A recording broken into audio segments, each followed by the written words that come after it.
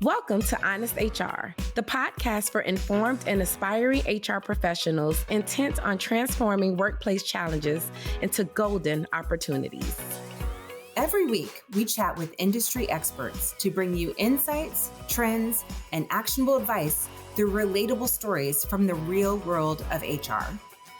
Honest HR is a SHRM podcast, and by listening, you're helping to build a more engaged workforce and drive organizational success. I'm Wendy Fong. I'm Amber Clayton. And I'm Monique Akanbi. Now, let's get honest. Hey, HR fam. This is Wendy Fong, the manager of event technology innovation at SHRM, and hope everyone is having a great summer so far. And summer is coming to an end. I know here in California, at least, the leaves are slowly changing colors. School is back in session. And you know what that means for HR professionals. That means open enrollment season is coming along. So I am so glad that we have Lois Glasgow here as our guest. She has over 25 years of experience as a seasoned director of total rewards in global compensation, benefits, and so much more. And welcome to Honest HR, Lois. Thank you very much for having me. Well, let's talk about this open enrollment season. For 2024, what are some of the hottest benefits that you're seeing? And we can focus specifically on the United States, domestic, because I know country to country across the globe, this can change a lot. Yeah, absolutely. Absolutely. So just like families, employers are struggling with a bunch of economical shifts. First off, the employees are demanding fair compensation and openness, transparency on their competitive wages. Aren't we all, right? And the value of what benefits are paying for, what the employer cost shares are. So what the employer is paying versus the employee, very, very important. And they're getting more intelligent as we go on. The second thing is retirement savings. We all want to retire someday, right? So our employers providing an employer match for their 401k if they have a 401k. And if so, what would be the increase? Is there an increase? What are the fees that the plans are charging, if anything? So are you seeing the shift of employers offering more of this benefit or less of this benefit? I'm seeing less and trying to invest in other benefits, but that means that the employee has to think of other things on how and if they're able to retire. The third thing I'm seeing a big draw on is debt management and financial wellness. So budgeting, debt counseling, investments, and what we all want, or I think we all want, is home ownership. The fourth thing that I'm also seeing, and this has been the last couple years, is the mental health benefit support. Huge. So employees are looking at employers and asking, what are you going to do for my overall well-being? And through the years, it's really become less of a stigma based on social internet. And they are looking for coping and stress benefits to enrich their daily lives for them and their families. Yeah, the U.S. Surgeon General, he just released an advisory on the state of mental health and well-being of parents and caregivers just last week. So yes, it's a topic we can't avoid. You know, you can't separate work and life, personal and professional anymore. Everything is blended, and we must coexist together in finding that balance. Yes, and in a thoughtful way. I feel like we're sensitive to so much more, especially after the COVID pandemic. The other thing I wanted to talk about is that employees are actually looking for flexible healthcare. So more companies are putting in FSAs, HSAs, HRAs, telehealth benefits, consumer-driven health plans, wellness programs, and those in particular are hopefully incentivizing the right behaviors to keep employees and their families healthy. And these things, in theory, will result in a decrease in overall claim cost, hopefully absenteeism, and the increase in employee morale. So preventative care in the long run could help employers save on those type of costs. Absolutely, in the long run. And by giving employees those choices, that will definitely help and make sure that their dollar is going longer, which we all care about. The next thing I'm seeing is more childcare benefits, adoption benefits, fertility benefits, and maternal and paternal leave, especially in the paternal leave. I always think of women having babies, but how about those fathers or those significant others? And the last thing I'm seeing, which is last couple of years, is benefits for part-time employees. So employers are experiencing high turnover rates no matter what the industry. So there's a huge push to offer comprehensive benefits to not only full-time workers now, but part-time workers. That makes total sense because, I mean, as we were going through the pandemic and emerging from it, right, where people had very high turnover and were essentially job hopping. So do we see that happening now as well? Absolutely. And I just recently read a couple articles that if you are not looking to job hop to earn more money, you should be doing that, because overall you could be earning 15 to 20% more in total cash should you be able to do that, versus probably a merit increase for up to 4%. Who wants that? People want more and they want better benefits and they're looking for it. And they're technically sound and they're going to go for it to improve their home life, their mental health, and their financial well-being. That's what I'm seeing. It sounds like there are a lot of really changing trends, and to balance the work and life for the employee and looking at the employee as a whole, right? When you're mentioning all these things, mental health, financial health, physical health, that employers have to offer this as a whole package to really entice employees to stay or to join their organization. Do you see differences in these benefits depending on the organization's size or the industry? Like if it's a smaller company versus a larger company, I'm sure they have a smaller budget to offer all of these benefits. What I'm seeing is the employee benefits vary very differently across company sizes and industries. As a company gets bigger, they usually will change their landscape of the employee benefits and their plan design. What I've seen is that smaller companies have fewer resources by design to devote to employee benefits, which may lead to less of an attractive benefits package and overall cash pay. What I'm also seeing is larger companies, because I've been there, since they generally have more resources, they are typically able to offer more robust benefit packages. However, are they willing to do that? That really depends on senior leadership and hopefully the skilled HR team that they have. So each year in benefits and in a leadership role, I have done employee and compensation surveys. And why do I do that? It's to identify what employees are looking for, because they're my customers. They're our customers, and what needs to improve. So what's going well, what's not going well, and what they're seeing competitors offer down the street, example. So the voice of the employee is critical to get it right. So it sounds like that's part of the strategy, right? You can't just throw a bunch of benefits like, oh, these are the hot benefits for open enrollment for 2024 and just offer it. You have to see what's resonating with my employees in this geographical area, right? If you have multiple offices, doing the survey is helpful, it sounds like. And also doing the little bit of HR data analysis, right? Looking at, are these benefits being used? Looking at the data over time, I think is helpful.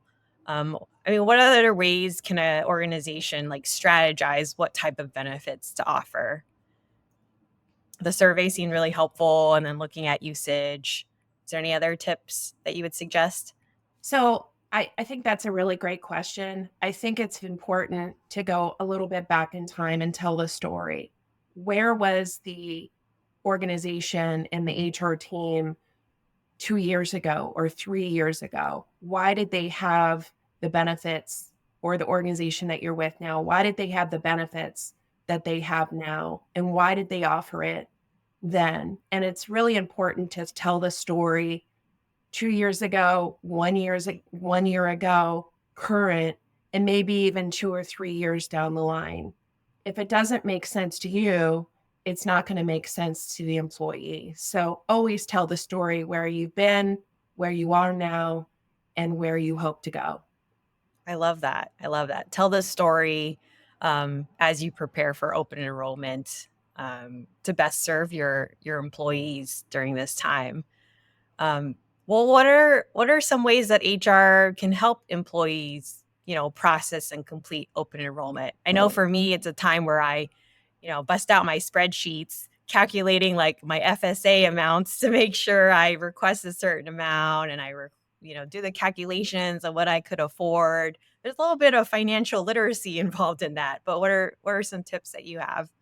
Yeah. So the 25 or so years that I've been doing employee benefits, and I love it, by the way. And I don't see me doing I see me doing other things, but it definitely includes employee benefits. You want to have the employee have benefits and their compensation, for that matter, at top of mind always, not just one time a year. So communication is huge. So always say communication, communication, communication. Always have those that open office hours. I would say for open enrollment, record the open enrollment presentations if you're going to do that, or do Brain Shark. Make sure if you do record those presentations, make sure it can play from an employee's home so that the significant other or whoever your dependents are can see the benefits from home at their convenience. That's huge, not just in the workplace with security concerns around the IT. That's a simple thing you could do. Record it and then You provide too. the recording. Yeah, Yeah, exactly. absolutely. Absolutely.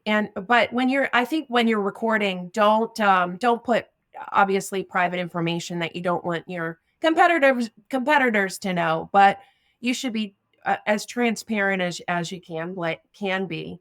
The other thing I've done in the past is I've rewarded employees for going through open enrollment elections. So the first 50 get X. Maybe it is a day off. Maybe it's a lottery for a $25 gift card to Amazon, that type of thing, or a public shout out from our CEO, CFO, that type of thing. The other thing, two things that I have in my head is ensure management knows what's going on, especially that line management, the time frames involved, and what's in it for them. Maybe you have an award for them to make sure if you have 25 employees at a site, make sure those 25 employees make a choice, even if you have a passive open enrollment. And the last thing that was a struggle in some of my past companies is that you need to, or I would, public identify benefit teams. Who are the experts? Is it one person? Is it 10 people? Who is it?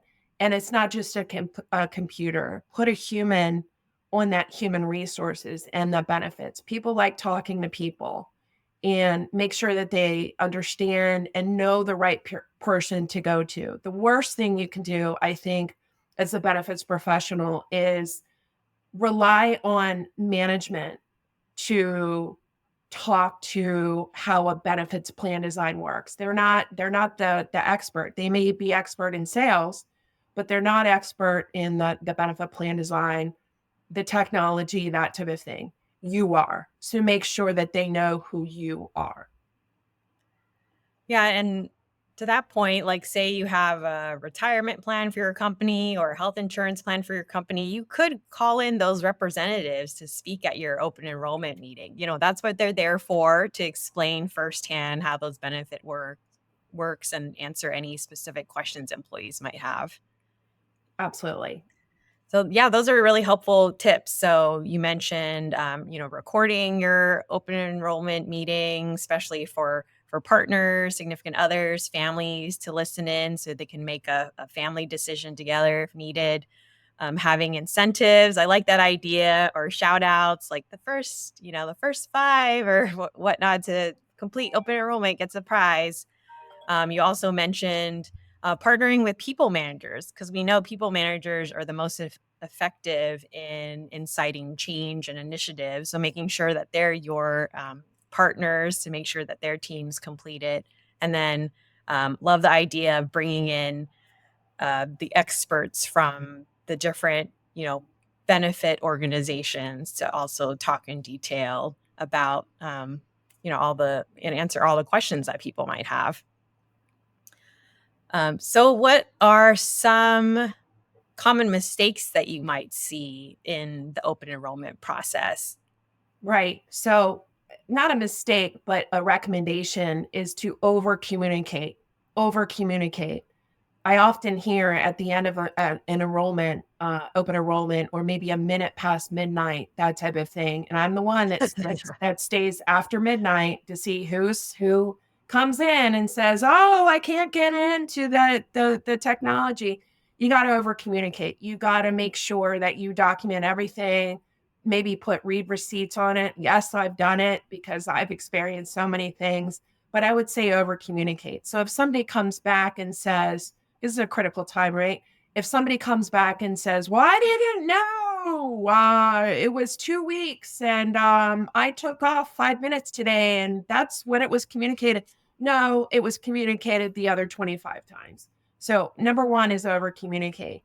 The second thing of 4 things that I want to talk about is the testing of the technology. Really try hard to break the system.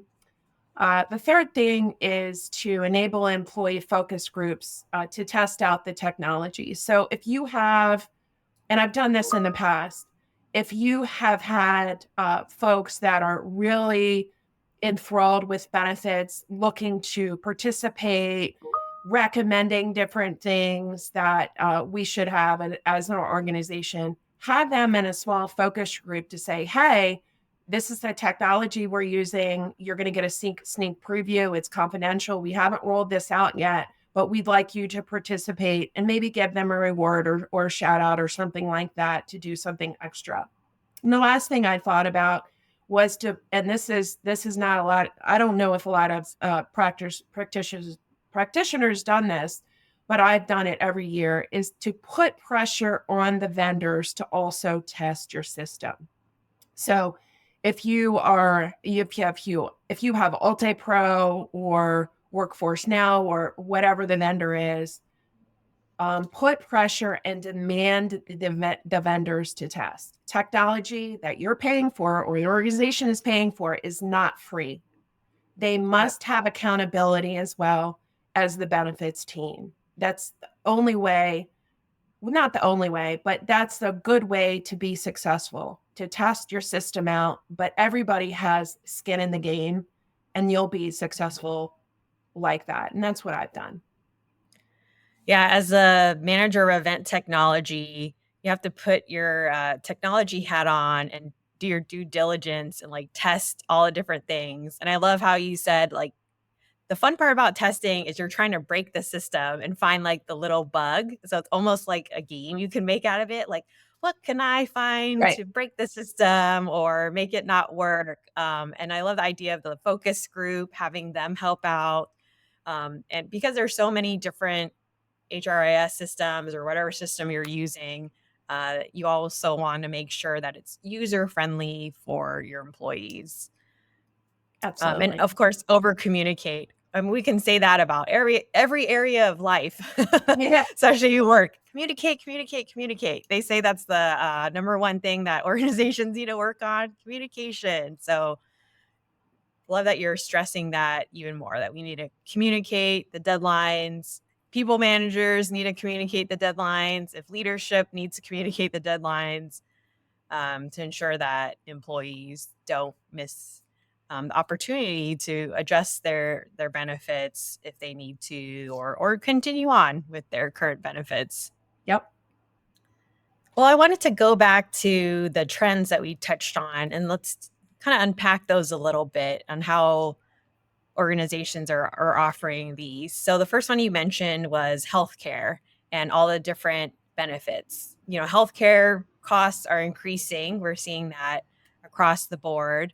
We did mention like the importance of preventative care, but in the shifts that you're seeing for this coming open enrollment season, is it just more benefits that we're seeing being offered? And you said shifting of cost. Are we seeing employers pay more of it or shifting more of that cost to employees?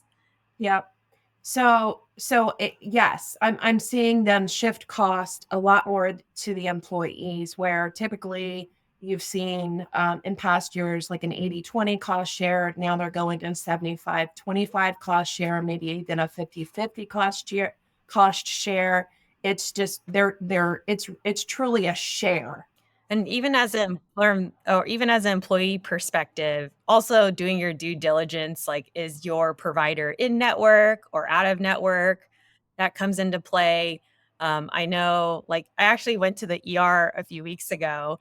Long story, I hit my head on a roller coaster and had to go to the ER. They charge you for the ER fee, but then also the doctor that sees you in the emergency room has another fee, and whether they are in or out of network. So, you Crazy. but you can do your research in advance to see who's in network or out of network for certain situations, like if you're doing tests and whatnot. Yeah, absolutely. Life, right? Life happens, and you just hope for the best. But what you really hope for is the employer that you're working for has coverage for you. So you don't have to worry about that. So you can come back to work and do a good job and get results. So that's why you're an employee. So you don't want to have to think about that. And that's on the employer to keep you safe. The other thing that I thought of when you asked that question is targeted mental health. That has been, at least the last couple of years, pediatric health with children, and then women's health. Practitioners may notice that in their benefit plan design, there's a gap. So it's something that they don't have, and what's not defined and defined. So the targeted benefits have moved to the forefront with those three: the mental health, pediatric, and women. So the social and educational world has significantly shifted, in my opinion, good, bad, or indifferent. The health plans are needed to fill in those gaps of differentiation to meet human needs. So the employees. So if the needs are not met, it could have negative impacts. For example, absenteeism will play out in work life, student educational life, with grade school in a negative way, which may cause medical claims to spiral out of control. And of course, always the family financial struggles. So this is a really big chance and a really big opportunity for employees to answer that need with potential medical network discounts while satisfying that critical human need for their employees. And in the end, as results, this could quantify in employee retention, attendance boosts, overall ratio of the employee-employer satisfaction. So employee morale, which will only help businesses survive. Exactly. And also productivity. If you need a healthy employee to be productive. Yeah. And it sounds like these benefits, they're all interconnected. We talk about healthcare, mental health, which is part of healthcare, also finances. We talked about financial health. It's almost like you can't offer one without the other. I'd say that's correct. Yes. And then you did talk about paid leave. Can you touch on that in more detail? Like what paid leave you're seeing offered? I know in other countries such as like the UK and EU, they do offer like full paid leave for an extended period of time. Yeah. So in past organizations, I've seen parental leave, for example, pay 2 weeks of paid leave. But, to be humanistic, 2 weeks is not enough for a newborn. I've had a child. I've experienced that. I didn't have much leave at the time. He's 18, but human beings right now want, of course, that family dynamic back, and 2 weeks is not going to cut it. I'm No, you seeing don't even bigger. get any sleep in 2 weeks. Oh, no. I didn't No get sleep for a year. And he still doesn't sleep, and he's 18. So anyways, employees want more. I am seeing 2 months, 3 months, that type of thing, but that I'm seeing in bigger companies, and at a percentage paid. So I don't think we're there. I think we are getting there, but we're not there. We're especially not with Europe right now. So is it coming? Maybe. I'm hopeful, but I'm not thinking next 2 years. Hopefully more so in the future. Yeah, that's completely reasonable. So I think it's important for organizations to be prepared for that shift in the trends because employees are demanding it more, for foster parents, adoptions, that they're covered under that FMLA as well. Yes. All right, Lois. So as we wrap up, what's one thing that we didn't talk about today that you feel is crucial for employees to know to prepare for open enrollment season this year? Can I have 3 things? Oh, 3 yes, things. absolutely. Top of mind. Expect the unexpected. You don't know what's going to happen. You can't make some of these things up. At least I can't. And I've been doing this for a long time. I would say get a good night's sleep, eat nutritiously, non-sluggish food. Tell your family, especially mine, that this is a critical time and remind them that you have to stay laser focused on the job at hand. This time shall pass and you'll be thankful that you did. You'll look back and say, I just did that, or my team just did that. And the last thing I'm thinking about is when you're in the throes of OE, open enrollment, AE, annual enrollment, stay calm. It's okay to take walks around the block. I do it now, not even open enrollment.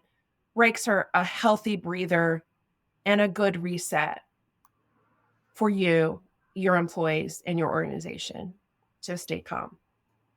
Keep calm and carry on. Those are always great reminders. Self-care is always really important, especially the HR professional that wears many hats throughout the day and in your career. And open enrollment, is an important benefit for everyone in the long run. So as long as everyone, I feel like, understands the importance and the value, hopefully that will motivate them as well to complete it in time. Well, we're manifesting positive vibes and a process for everyone listening out there, your HR team, your employees, your employers. Hopefully these trends and tips help provide you some guidance and insight for this enrollment season. And wanted to say thank you, Lois, for joining us in the conversation, sharing your experiences and expertise. Also, for those of you who are SHRM certified, so this episode qualifies for 0.5 PDCs, professional development credits.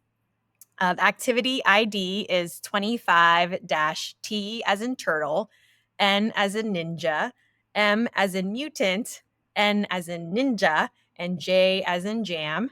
So that's, I know, Teenage Mutant Ninja Turtles. Close. I didn't make it up, folks.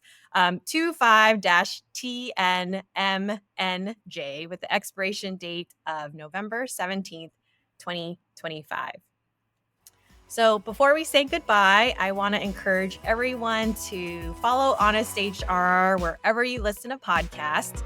And please leave us an audience review because we want to hear from you, your feedback, ideas, how we can improve, what things we're doing well, and to promote this podcast and give it more visibility on the crucial topics that we talk about, and help others discover the show.